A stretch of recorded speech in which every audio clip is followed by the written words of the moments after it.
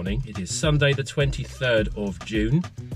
We are heading off to Romney Retros today at Dungeness on the East Kent coast for a lovely little show that takes place, or a gathering rather, that takes place normally once a month down at the Pilot Inn in Dungeness. We're heading off in the Nippa. We're meeting Steve in his Citroen XM, and it's a really great eclectic show, a fantastic mix, and let's head off.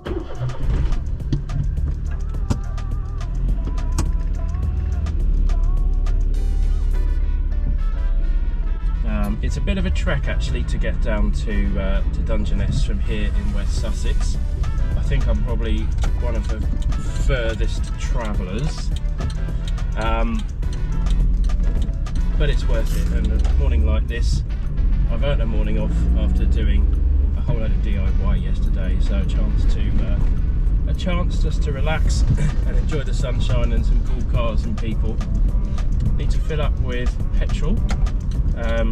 I haven't got much, although the car only sips fuel. It has nearly run out, and funnily enough, the fuel in this car is the fuel that I bought in Belgium well over a month ago on the way back from Valhalla. So I need to go and top it up.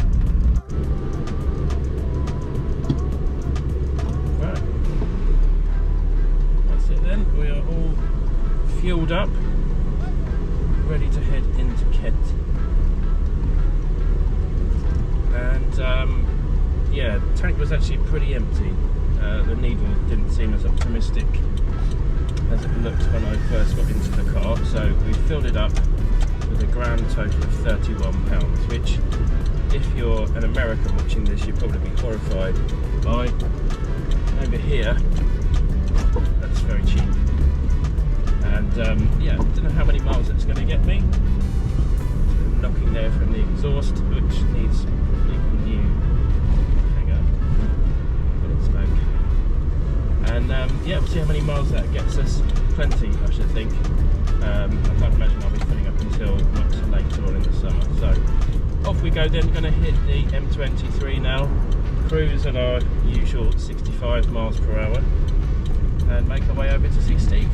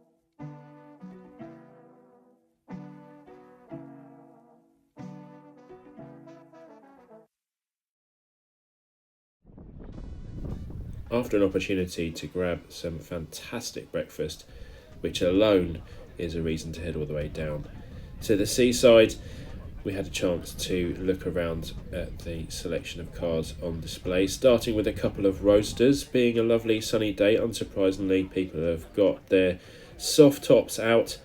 A very unusually coloured Porsche 986 Boxster and a late model Graduate Alfa Romeo Spider.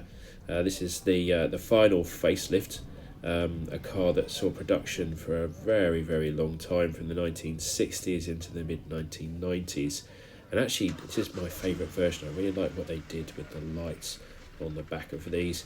Probably a slightly controversial opinion. The Boxster, the 986 Boxster, this is a fairly early one of 2.5. Really growing on me now. Didn't like these too much when they came out new.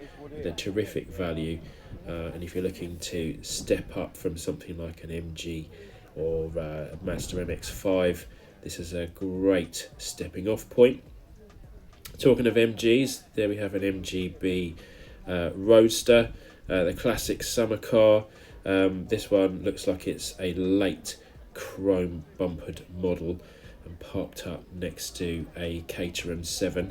There are a few Lotus 7 derived vehicles here, some of which I can't actually identify, but there are a number of brands, kit cars and so on available, and unsurprisingly, given the beautiful weather, people were very happy to bring those out to show us. I think the ruby coloured one is an actual Caterham 7. Looks like that's a late 1990s one, and next to it is a Morgan three-wheeler. Fantastic cars. I remember when these came out, having a look at them at the motor show at the launch, and really being taken by them. The Caterham probably has a Rover K series engine in it, so don't mention the head gasket failure there.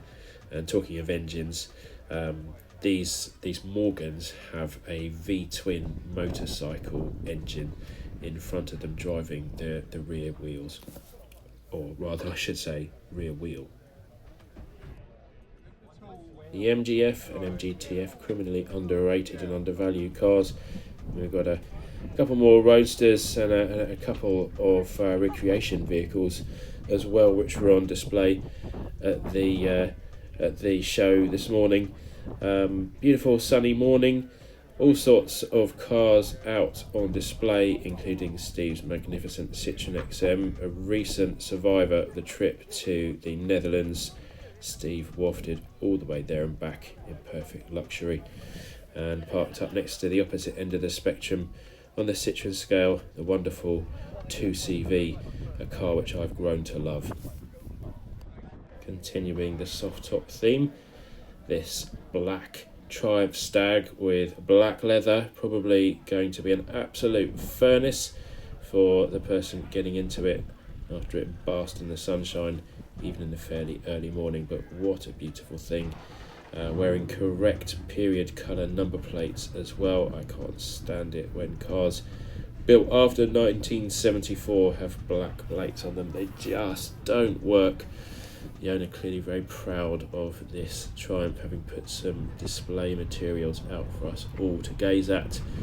And next to it, this is a regular at Romney Retros. This car belongs to Guylaine, who's one of the organisers.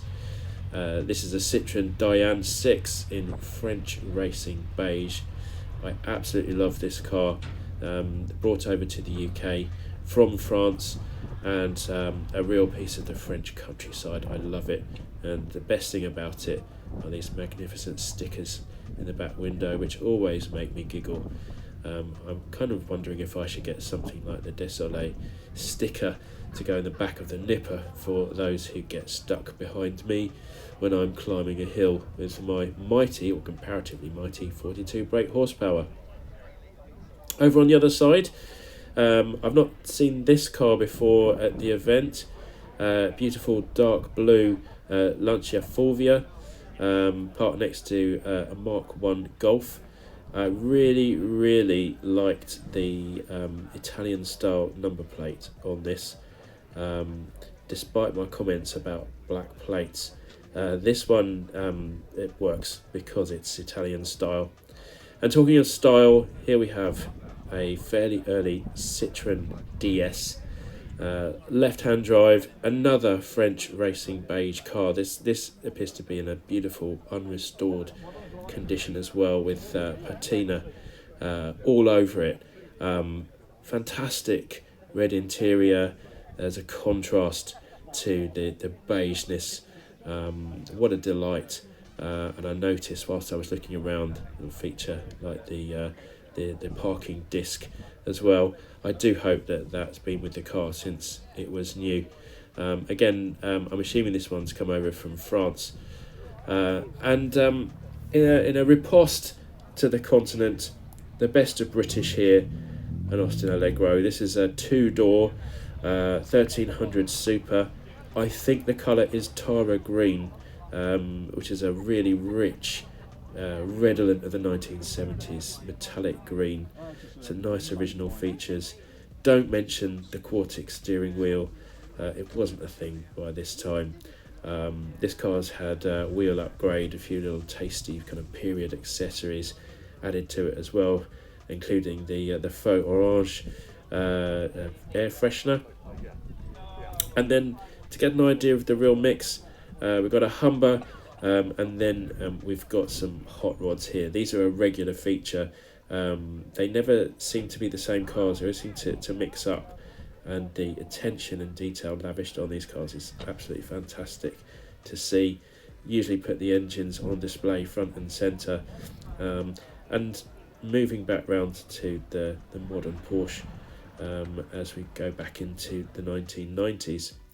And talking of which, here's Steve and here's Rich. Rich brought his Rover R8 400 and used the boot lid as a really good table for enjoying a picnic. The food again at the Pilot Inn in Dungeness is superb, and I would go there simply to enjoy that.